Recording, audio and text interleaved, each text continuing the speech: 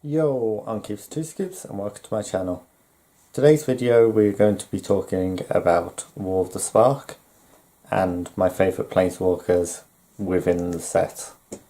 War of the Spark, if you don't know, is the newest set of Magic the Gathering, which is a card game that I am a huge fan of. Mainly I play the Commander format, but I also dabble in Standard and a bit of Pauper. I have chosen 5 cards from my Planeswalker Commander deck from the set, and I'm going to go through what I like about them, why they made it into the deck, and just general things about the cards. First, we have Ajani. He's one of my favourite characters in the game. Ajani being, as you can tell, a cat planeswalker, and he's also green and white, which are my preferred colour types. This Ajani also has a passive ability, like all the planeswalkers in the set, that gives creatures vigilance. It comes in at 5, which is quite useful for a 4-drop planeswalker, and its -2 ability is super friendly. It is put a +1/+1 count on each creature, and then a loyalty on each planeswalker you control. This is very useful in that planeswalkers are usually targeted, so it allows you to give them more loyalty, and also for those with just negative abilities, you give them more counters to use their abilities more. It also has the plus of game free life, which could be useful, but I mainly use it for the -2, especially since my deck is made of planeswalkers. Next, Saheeli. Saheeli is one of the cards that got me into playing blue, which is a colour that I am not a huge fan of.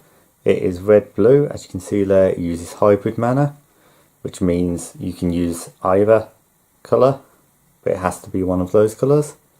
Her passive creates a servo, which a 1/1 blocker for my planeswalkers is extremely useful, especially when its -2 ability, focus, target artifact you control becomes a copy of target artifact or creature you control.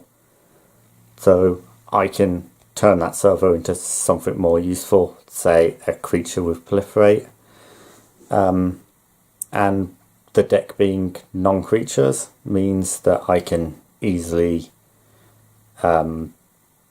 play non-creature spells to get those servos.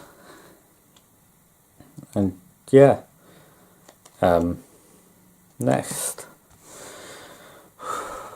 I realise I'm not very good at this, but let's keep going. Next, JC Boy. Everyone who plays Magic the Gathering knows Jace. He's the blue planeswalker most of the time. This one has the ability of Lab Maniac, which is, if you have no cards, you don't lose the game, instead you win, which is an interesting way to play the game. I use it in my Oathbreaker, which is a new fan-made format where you play Commander but with a 60-card deck, and you have a Planeswalker and a signature spell. So the idea of that deck is to remove all the cards in the library. He's made it into my Commander deck because of the plus ability.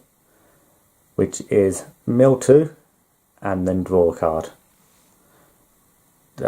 Milling obviously being very useful as to get rid of your opponent's cards, but also the draw allows you to get to what cards you need. And if I can get it up to 8, I can draw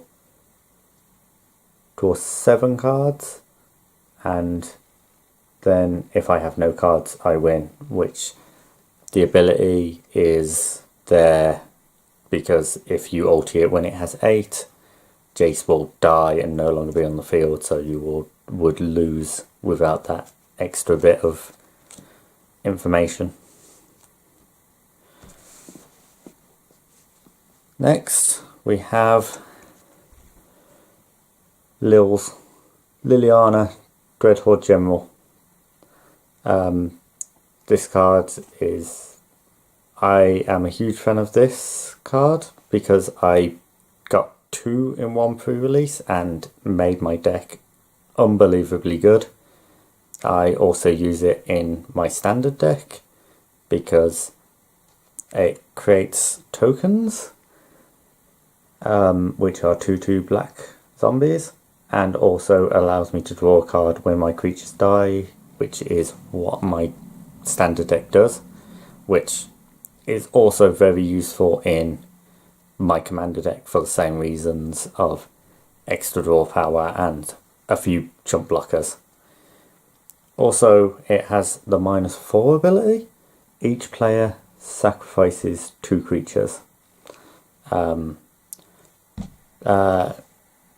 Usually in my commander deck I will not have creatures, so therefore it just destroys the opponents. In my standard deck, this also, I benefit from my creatures dying, and therefore it hinders the opponent destroying their creatures and giving me some kind of buff, usually Cruel Celebrant. As it dies, I gain a life, the opponent loses a life.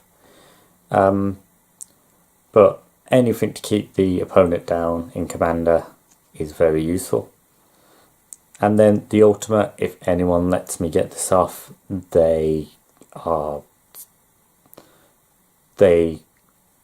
probably lose, because its ultimate is a -9. Each opponent chooses a permanent type for each type that they control and sacrifice the rest, so they only get 1 land, which puts them back to square one. 1 planeswalker, 1 creature, 1 enchantment, 1 artifact. It is painful if someone gets that ulti off.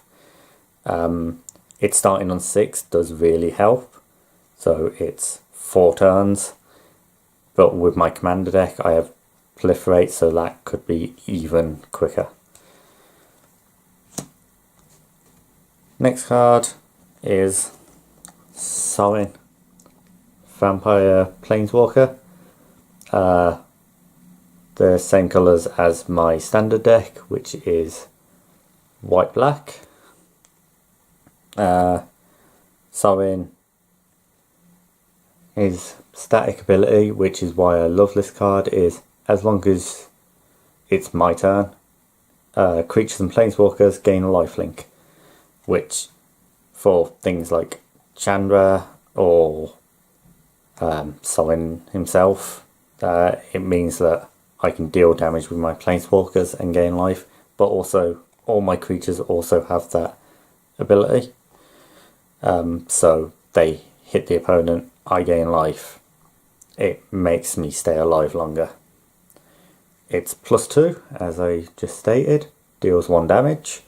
The +2 makes it easier for the Sorin to survive, and allows you to get bigger numbers for the last ability, which is -X. Return a creature with converted mana cost X or less to the battlefield, and it becomes a vampire.